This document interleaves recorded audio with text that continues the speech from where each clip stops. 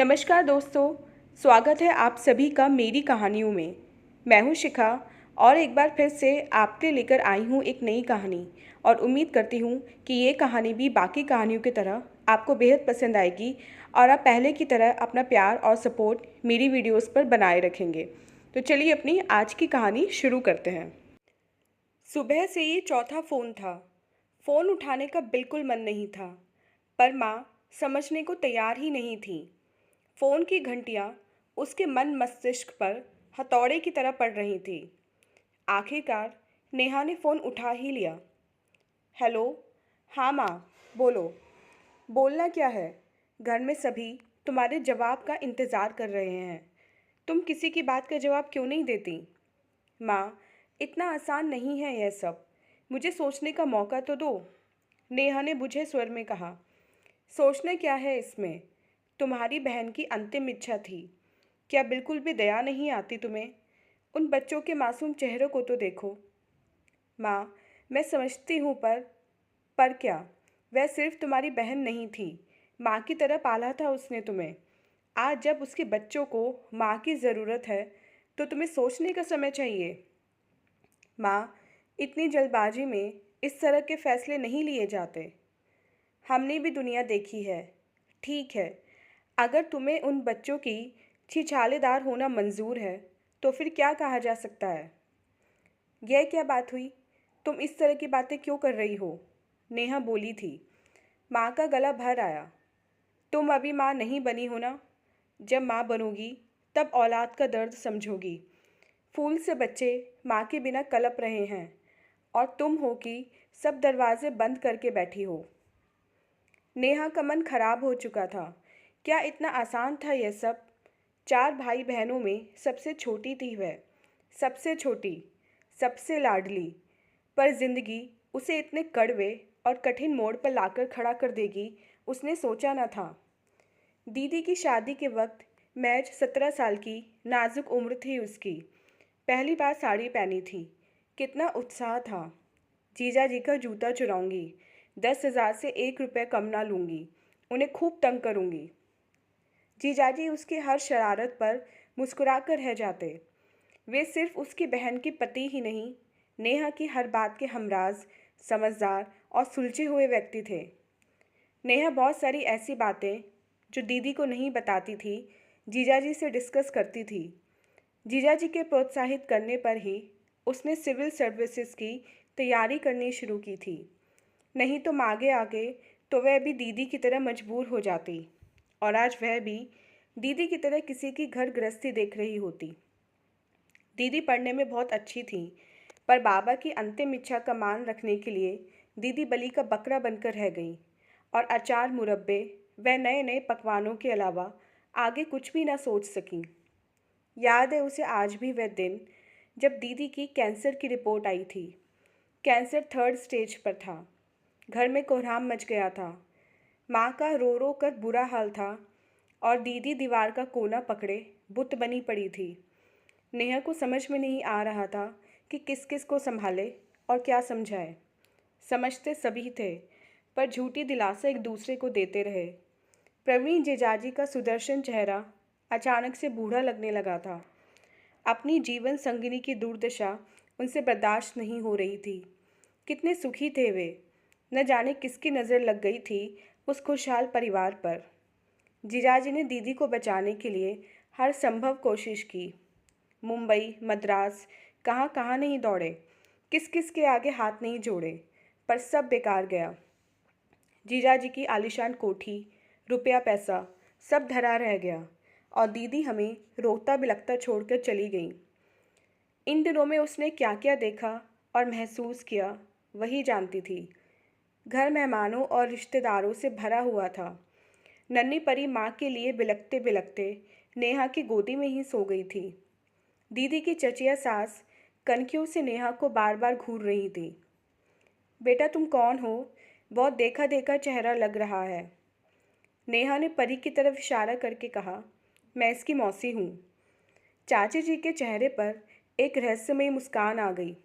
उन्होंने सोती हुई परी के सिर पर हाथ फेरते हुए बड़े व्यंग्यात्मक ढंग से कहा, हाँ भाई, परी के लिए तुम मासी हो। अब तो तुम ही इसकी। नेहा गुस्से से तिलमिला गई। चाची के शब्द गले में अटक कर रह गए। वह परी को लेकर कमरे में चली गई। यह पहली बार नहीं था। इन 13 दिनों में हर आने जाने वालों की निगाहों में उसने यही सवाल तैरते देखा था। कितना रोई थी वे उस दिन।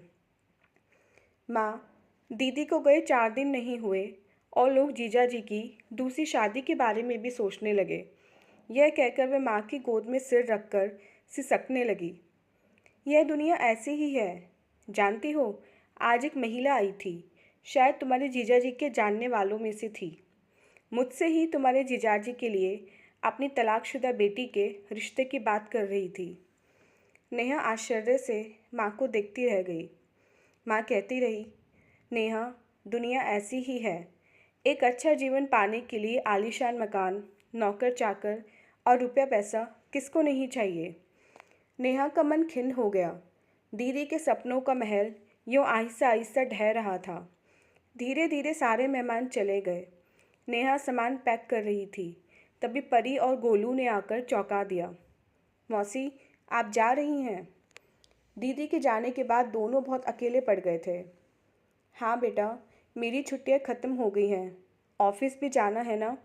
तुम उदास क्यों हो? हम रोज़ वीडियो कॉल से बात करेंगे। अपना होमवर्क रोज़ करना।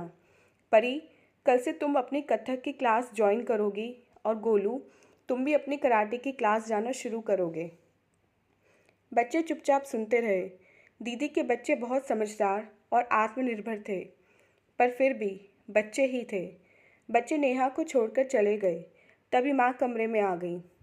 नेहा, सामान पैक हो गया? हाँ माँ, ऑफिस से बार बार फ़ोन आ रहा है। आप लोग कब निकल रहे हो? तुम्हारे पापा और भैया कल सुबह निकलेंगे। मैं अभी कुछ दिन यहीं रहूँगी। बच्चे एकदम अकेले पड़ गए हैं। हाँ। नेहा सिर झुकाए माँ की बात सुनती रही। नेहा, तुझसे एक बात कहनी थी। हाँ बोलो माँ, सुन रही हूँ। यहाँ मेरे पास बैठो। क्या हुआ माँ, ऐसी भी क्या बात है? माँ ने नेहा का हाथ अपने हाथों में ले लिया। नेहा, तुमसे कुछ भी छिपा नहीं। तुम्हारी दीदी के जाने के बाद हमारी जिम्मेदारी और भी बढ़ गई है। तुम्हारी दीदी ने मरने से पहले मुझसे एक वादा लिया था। वह चाहती थी कि उसके मरने के बाद तुम उसके बच्चों की जिम्मेदारी संभालो। तुम प्रवीण जी से शादी कर लो। नेहा छटपटाकर रह गई। माँ, तुम ऐसा सोच भी कैसे सकती हो? जीजा जी के साथ मेरी छी। माँ, तुम भी ना। गुस्से और वितर्षणा से नेहा का चेहरा लाल हो गया। नेहा, समझने की कोशिश करो। आखिर तुम्हारी भी शादी करनी ही है। देखा भाला परिवार है, बच्चों को माँ मिल जाएगी। वैसे भी एक लड़की को और क्या चाहिए? आलीशान घर, नौकर चाकर, रुपया पैसा। तुम्हारे पापा की भी यही इच्छा है। नेहा आश्चर्य से माँ को देखती रह गई। तुमने जिजाजी से भी एक बार पूछा है? पूछना क्या है, उनके माता पिता तो हैं नहीं। चाचा चाची से बात हो गई है, उन्हें भी ये रिश्ता मंजूर है। रिश्ता? नेहा को सारा घटनाक्रम समझ में आ गया। माँ, मैं तुमसे इस बात की उम्मीद नहीं कर रही थी। तुम भी? छी। दीदी की चिता की आग अभी ठंडी भी नहीं हुई और तुम? माँ का चेहरा गंभीर हो गया। हो सकता है आज तुम्हें मेरी बातें अच्छी ना लगें, पर तुम्हारी दीदी के जाने के बाद प्रवीण जी और उनके बच्चों की जिम्मेदारी भी मुझ पर है। तुम सोच विचार कर जल्द मुझे जवाब दे दो। कहते हैं, मरने वाले की अंतिम इच्छा ना पूरी की जाए तो उसे कभी शांति नहीं मिलती। अंतिम वाक्य कहते कहते माँ ने नेहा को अजीब सी निगाहों से देखा। पता नहीं उन निगाहों में ऐसा क्या था। वह उन आंखों में तैर रहे हजारों सवालों की तीर झेल नहीं पाई और मुंह घुमा लिया। एक हफ्ते में माँ ने 50 बार फ़ोन कर दिया था। हर बार एक ही सवाल और नेहा एक ही जवाब देती, माँ, मुझे सोचने का वक्त दो। नेहा हर बार एक ही बात पर आकर अटक जाती। सबको मरी हुई दीदी की अंतिम इच्छा की पड़ी है, पर किसी ने एक बार, हाँ सिर्फ एक बार, उससे पूछा कि उसकी इच्छा क्या है। मरने वाला तो मरकर चला गया, पर लोग उसे जिंदा लाश बनाने पर क्यों तुले हैं? शनिवार की रात थी। इन दिनों वह बहुत व्यस्त रही, शारीरिक रूप से भी और मानसिक रूप से भी। सप्ताह भर की दौड़ भाग से शरीर थककर चूर हो गया था। हाथ में कॉफ़ी का मग लिए वह छत पर आ गई। कितने दिनों बाद वह छत पर सुकून के चंद पलों की तलाश में आकर बैठी थी। आसमान में चांद बादलों से लुका छिपी कर रहा था। वह सोचने लगी, बादलों और तारों के बीच रहकर भी चांद कितना अकेला है। वह भी तो आज कितनी अकेली थी। कोई उसे समझने को तैयार नहीं। किसी ने एक बार भी उसके बारे में नहीं सोचा। सब अपनी जिम्मेदारियों से मुक्त होना चाहते हैं। और वह आखिर क्या चाहती है? नेहा सोचती रही। उसकी आंखों के सामने जीजाजी का थका हुआ चेहरा, परी और गोलू का मासूम चेहरा, तो कभी माँ का गंभीर चेहरा उभर कर आ जाता। नेहा ने आंखें मूंद लीं। आखिर एक लड़की को क्या चाहिए अपनी ज़िंदगी से? एक खुशहाल परिवार, रुपया पैसा, घर, बस क्या यही चाहिए था उसे? आज अगर वह माँ की बात मानकर शादी कर ले तो इस रिश्ते में उसे क्या मिलेगा? दीदी की परछाई होने का दर्जा, दूसरी पत्नी, दूसरी माँ। नेहा मनी मन मुस्कुराने लगी। दूसरी माँ नहीं, सौतेली माँ। लोगों के ताने, समाज का हर कदम पर तुलनात्मक अध्ययन। बड़ी बहन ज़्यादा सुंदर थी, दूसरी तो ऐसी ही आएगी। बच्चे पैदा करने की क्या ज़रूरत है? पहली से दो हैं ही।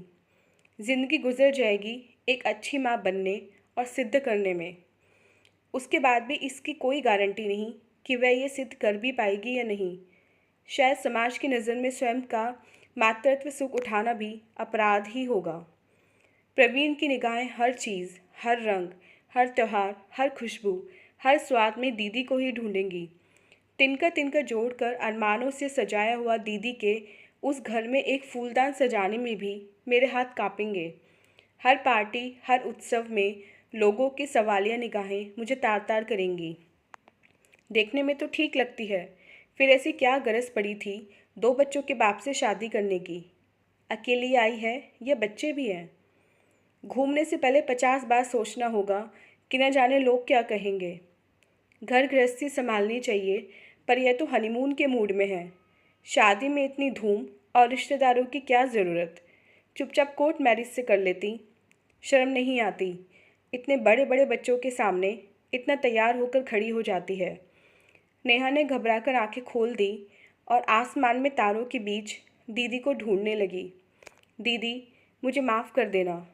शायद आज मैं तुम्हें और सबको स्वार्थी लगूं, पर मैं इतनी मजबूत नहीं कि जीवन भर लोगों के सवालों का जवाब दे सकूं।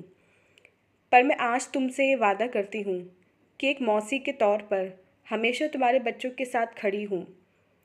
हफ्तों से घुमड़ते सवालों का मानो उसे जवाब मिल गया था। नेहा अपनी माँ को फ़ोन करने के लिए छत से नीचे उतर गई। तो दोस्तों, ये थी हमारी आज की कहानी। उम्मीद करती हूँ ये कहानी आपको पसंद आई होगी। मिलते हैं अपनी नेक्स्ट वीडियो में इससे नेक्स्ट कहानी के साथ।